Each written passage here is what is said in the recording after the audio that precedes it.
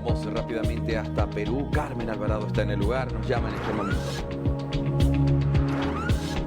Así es, Andy, muy buenas tardes para ti, para todo nuestro auditorio de América Latina. Vamos a hablar, de hecho, de uno de los casos más sensibles que está arrastrando el gobierno de Dina Boluarte, porque se viene dilatando la promulgación o la observación de esta ley que fue aprobada en el Congreso de la República del Perú. Recordemos que también ahí hubo un pequeño retroceso y de eso vamos a hablar. Pero lo cierto es que se trata de la detención preliminar en caso de no flagrancia. ¿En qué consiste esto? ¿Por qué es tan polémico? Hay diferentes visiones al respecto que se vienen dando y muchas voces a favor y en contra. Por eso yo me encuentro en estos momentos con el abogado penalista Daniel Jurado. ¿Cómo le va, abogado? Un placer tenerlo. ¿Cuáles son sus impresiones? Muchas gracias por la invitación, Carmen. Es un placer. Bueno, aquí ha habido un proceso muy rápido de aprobación de la ley 32.181. Esta ley lo que hizo fue modificar el Código Procesal Penal y dentro de estas modificatorias eliminar la detención preliminar judicial. ¿En qué consiste la detención preliminar judicial?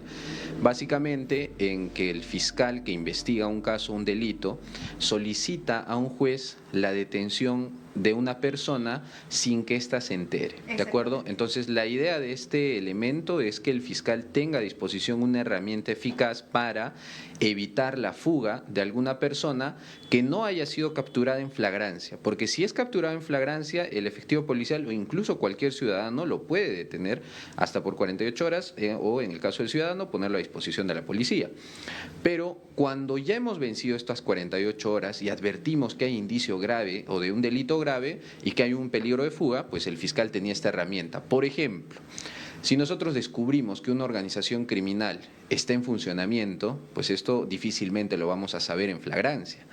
O, por ejemplo, si tenemos un caso de corrupción, difícilmente lo vamos a encontrar en flagrancia. Son delitos clandestinos que por su propia naturaleza lo que buscan es evitar ser descubiertos. Lo propio, lavado de activos, corrupción, delitos sexuales contra menores, por ejemplo, etcétera.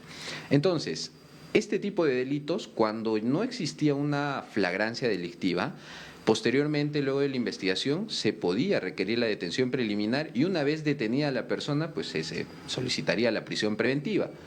Pero desde que se elimina esta figura, pues ya no es posible esto. ¿Y tiene implicancias legales? Por supuesto. ¿Tiene un impacto? Sí, tanto legal como social. ¿Por qué?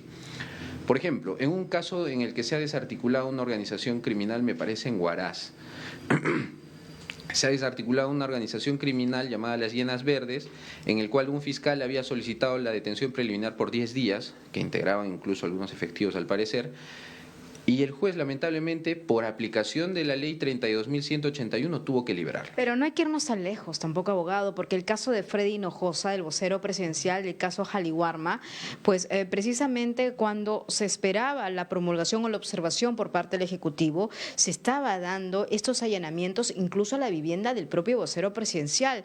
Por eso, yo le pregunto a usted, ¿está a favor o en contra? Porque hay muchos abogados penalistas que también aseguran de que se está sobrellevando la prisión preliminar, la detención preventiva también, y que esto, sin lugar a dudas, no se está respetando el debido proceso, porque muchas veces estas detenciones se dan sin la presencia del abogado, como usted lo mencionó al inicio, sin que la persona se entere. Sí, a ver, este parte por un problema de un mal uso de algunas figuras. Por ejemplo, en su momento hubo un uso excesivo de la organización criminal. Por ejemplo, habían hechos que no eran organización criminal y que lamentablemente se consideraban organización criminal. Y por ahí que vinieron las reformas.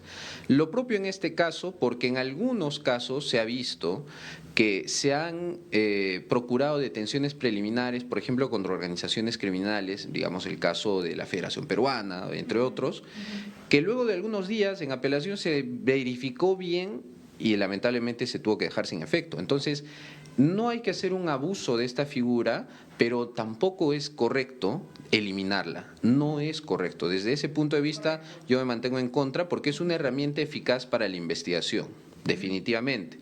Ahora, en el caso del señor Hinojosa, definitivamente hay dos aspectos que hay que considerar. Primero, el punto de vista legal, que desde que la presidencia no promulga una ley que le otorga una herramienta a la Fiscalía, perjudica, por supuesto, a todas las investigaciones que requieren hoy mismo una detención preliminar.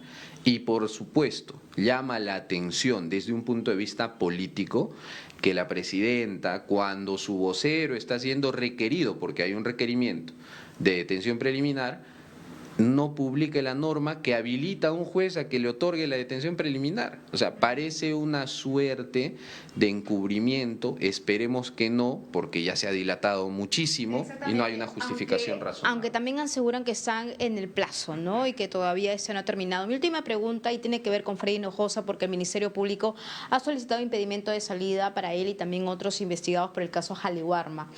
A ver, ¿cuál es el proceso aquí? Porque esta es una solicitud, falta que se vea en un juzgado.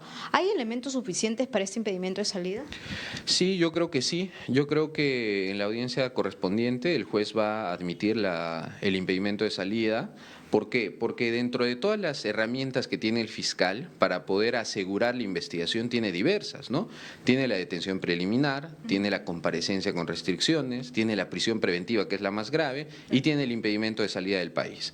Entonces, el fiscal, ¿qué piensa? Y dice, a ver, si no tengo detención preliminar, por lo menos solicitaré el impedimento de salida del país en etapa de diligencias preliminares para evitar que esta persona se dé a la fuga, hasta que se restituya probablemente la norma que habilite la detención preliminar, pero ello no obsta a que el fiscal, si tiene los suficientes elementos de convicción en su investigación, pueda formalizar y requerir la prisión preventiva, no le impide. Por otro lado, creo que en este caso en particular hay información muy relevante. Recordemos que hace un tiempo salió una persona a brindar sus declaraciones. Noemí Alvarado. Claro, a mostrar conversaciones de un teléfono y reveló, digamos, la mecánica de trabajo de esta organización. Y por supuesto, yo creo si se ha recabado diligentemente estas declaraciones, documentos, visualizaciones, creo que habría un caso bastante sólido para poder requerir las medidas de coerción necesarias. Es decir, hasta la prisión preventiva. Yo creo que sí. Bien, yo le agradezco, doctor. Ha sido el abogado penalista Daniel Jurado, muy clara su postura. Yo vuelvo contigo, Andy Nestorios. Adelante. Gracias, Carmen Alvarado. Estaremos muy atentos a más precisiones. Nos vemos enseguida.